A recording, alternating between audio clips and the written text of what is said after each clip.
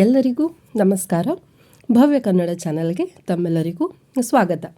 ನಾವು ಹಿಂದಿನ ತರಗತಿಯಲ್ಲಿ DS ನಾಗಭೂಷಣ ಅವರ ಕವಿ ಪರಿಚಯನ ತಿಳಿಸ್ಕೊಟ್ಟಿದ್ದೆ. ಹಾಗಾದರೆ ಇಂದಿನ ತರಗತಿಯಲ್ಲಿ ಮತ್ತೊಬ್ಬ ಕವಿ ಪರಿಚಯದ ಬಗ್ಗೆ ನೋಡೋಣ. ಶಿವರಾಮ ಕಾರಂತರ ಬಗ್ಗೆ ಕವಿ ಪರಿಚಯನ ತಿಳ್ಕೊಳ್ಳೋಣ. ಹಾಗಾದರೆ ಮೊದಲಿಗೆ ಅವ್ರದ್ದೊಂದು ಸಣ್ಣ ಕಿರು ಪರಿಚಯನ ಮಾಡ್ಕೊಳ್ಳೋಣ. ಹೆಸರು ಶಿವರಾಮ ಕಾರಂತರು. ಜನನ 2-10-1902 ಜನಿಸಿದರು. ಸ್ಥಳ ಉಡುಪಿ ಜಿಲ್ಲೆಯ ಕೋಟ ಎಂಬ ಗ್ರಾಮದಲ್ಲಿ ಜನಿಸಿದರು.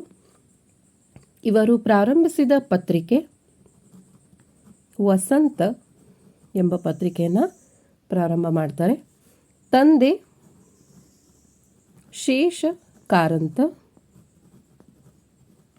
ಹಾಗೂ ತಾಯಿ ಲಕ್ಷ್ಮಿ ಕಾರಂತರು. ಹಾಗೂ ಇವರಿಗೆ ಜ್ಞಾನಪೀಠ ಪ್ರಶಸ್ತಿ ಬಂದ ಕಾದಂಬರಿ ಮೂಕಜ್ಜಿಯ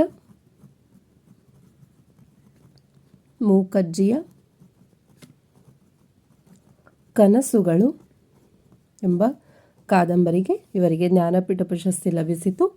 ಹಾಗೆ ಕೇಂದ್ರ ಸಾಹಿತ್ಯ ಅಕಾಡೆಮಿ ಪ್ರಶಸ್ತಿ ಬಂದ ಮಹಾಕಾವ್ಯ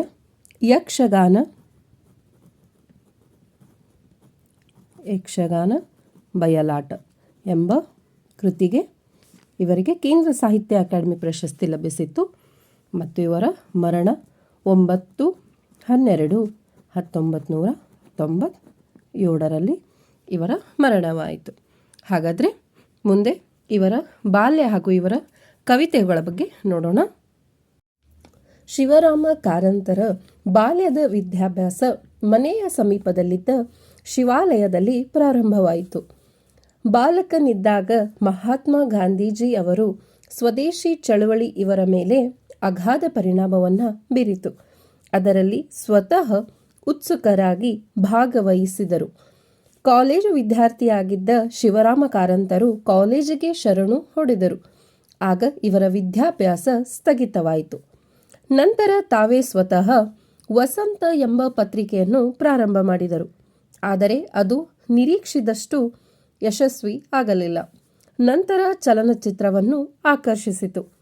ಭೂತರಾಜ್ಯ ಮತ್ತು ಡೊಮಿಂಗೋ ಎಂಬ ಮೂಕಿ ಚಿತ್ರಗಳನ್ನು ನಿರ್ದೇಶಿಸಿದರು.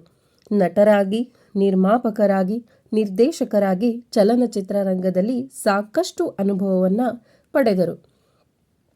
ಡಾಕ್ಟರ್ ಕಾರಂತರು ಬರೀ ಸಾಹಿತಿಗಳು ಮಾತ್ರವಲ್ಲ, ಎಲ್ಲ ವಿಷಯಗಳಲ್ಲಿ ಅಪೂರ್ವ ಜ್ಞಾನವನ್ನು ಹೊಂದಿದ ವಿಶ್ವಕೋಶ, ಸರ್ವ ವಿಧವಾದ ಮಾಹಿತಿಯನ್ನು ಏಕಕಾಲದಲ್ಲಿ ನೀಡಬಲ್ಲಂತಹ ಮಾನವ ಕಂಪ್ಯೂಟರ್ ಎಂಬ ಖ್ಯಾತಿಯನ್ನು ಇವರು ಪಡೆದಿದ್ದರು.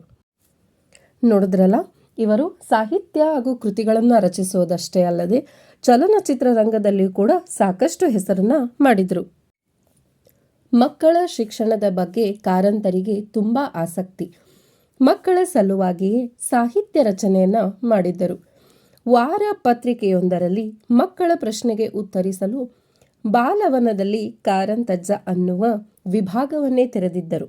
ವಿಜ್ಞಾನದ ಮೂಕದರ್ಶನ ಮೂಡಿಸಲು ಅದ್ಭುತ ಜಗತ್ತು, ಬಾಲ ಪ್ರಪಂಚ ಪುಸ್ತಕಗಳನ್ನು ಹೊರತಂದರು.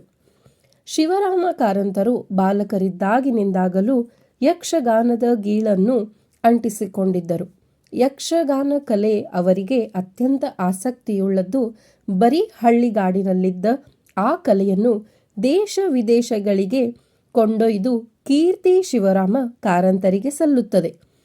ಉಡುಪಿಯಲ್ಲಿ ಯಕ್ಷಗಾನ ಕೇಂದ್ರದ ಸ್ಥಾಪನೆಯನ್ನು ಮಾಡಿದರು. ಓದದವರ ಹಾಗೂ ಓದಿದವರು ಸರ್ವ ಜನರನ್ನು ಇದರತ್ತ ನೋಡುವಂತೆಯೂ ಮಾಡಿದರು. ಈ ಕಲೆಯ ಬಗ್ಗೆ ವಿಶೇಷ ತರಬೇತಿಯನ್ನು ನೀಡಿದ್ದರು. ಇವರ ಬಗ್ಗೆ ಗಾದೆ ಮಾತನ್ನು ಹೇಳುತ್ತಾರೆ. ಅದೇನೆಂದರೆ, ಆಡು ಮುಟ್ಟದ ಸೊಪ್ಪಿಲ್ಲ, ಕಾರಂತರು ಅರಿಯದ ವಿಷಯವಿಲ್ಲ ಎಂದು ಹೇಳುತ್ತಾರೆ. ಅಷ್ಟೊಂದು ವಿಷಯಗಳ ಜ್ಞಾನವನ್ನು ಹೊಂದಿದ್ದರು. ಸರಳ ಸ್ವಭಾವದ ನೇರ ಮಾತಿನ ಕಾರಂತರು ಸಹನಶೀಲರು. ಯಾವುದೇ ವಿಷಯವಾಗಿ ಅವರನ್ನು ಸಂಪರ್ಕಿಸಲು ಪ್ರಶ್ನಿಸಿದರೆ ಕೂಡಲೇ ಅದಕ್ಕೆ ಉತ್ತರವನ್ನು ನೀಡುತ್ತಿದ್ದರು. ಹಾಗಾದರೆ ಈಗ ಅವರ ಸಾಹಿತ್ಯ ಕ್ಷೇತ್ರದಲ್ಲಿ ಏನೆಲ್ಲ ಸಾಧನೆ ಮಾಡಿದಾರಂತ ನೋಡೋಣ, ಹಾಗೂ ಅವರ ಕೆಲವೊಂದಿಷ್ಟು ಕೃತಿಗಳನ್ನು ನೋಡ್ಕೊಂಡು ಬರೋಣ. ಇವರ ಸಾಹಿತ್ಯ ರಚನೆ ಏಕಮುಖವಾದುದಲ್ಲ.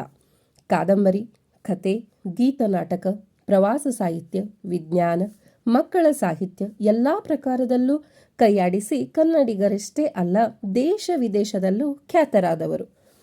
ಮರಳಿ ಮಣ್ಣಿಗೆ, ಬೆಟ್ಟದ ಜೀವ, ಭತ್ತದ ತೊರೆ, ಕುಡಿಯರ ಕೂಸು, ಜೋಮನ ದುಡಿ, ಸರಸುಮ್ಮನ ಸಮಾಧಿ, ಹುಚ್ಚು ಮನಸ್ಸಿನ 10 ಮುಖಗಳು, ಮೈಮನಗಳ ಸುಳಿಯಲ್ಲಿ, ಮೂಕಜ್ಜಿಯ ಕನಸುಗಳು ಇದು ಇವರಿಗೆ ಜ್ಞಾನಪೀಠ ಪ್ರಶಸ್ತಿಯನ್ನು ತಂದುಕೊಟ್ಟ ಕಾದಂಬರಿಯಾಗಿದೆ. ಇದಿಷ್ಟು ಇವರ ಪ್ರಮುಖ ಕಾದಂಬರಿ ಅಥವಾ ಕೃತಿಗಳಂತ ಹೇಳ್ಬೋದು. ಹಾಗೂ ಈಗ ಕಾರಂತರಿಗೆ ಬಂದ ಪ್ರಶಸ್ತಿಗಳನ್ನು ನೋಡ್ಕೊಂಡು ಬರೋಣ. ಕರ್ನಾಟಕ ವಿಶ್ವವಿದ್ಯಾಲಯ ಧಾರವಾಡ ಹಾಗೂ ಮೈಸೂರು ವಿಶ್ವವಿದ್ಯಾಲಯಗಳು ಗೌರವ ಡಾಕ್ಟರೇಟ್ ಅನ್ನು ನೀಡಿ ಗೌರವ ಮಾಡಿತು. ಹಾಗೂ ಮಧ್ಯಪ್ರದೇಶ ಸರ್ಕಾರ ತುಳಸಿ ಸನ್ಮಾನ ನೀಡಿ ಗೌರವಿಸಿದೆ.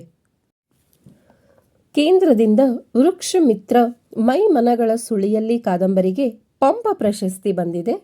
ಹಾಗೂ ಮೂಕಜ್ಜಿಯ ಕನಸುಗಳು ಕಾದಂಬರಿಗೆ ಭಾರತೀಯ ಜ್ಞಾನಪೀಠ ಪ್ರಶಸ್ತಿ 1978ರಲ್ಲಿ ಲಭಿಸಿತು.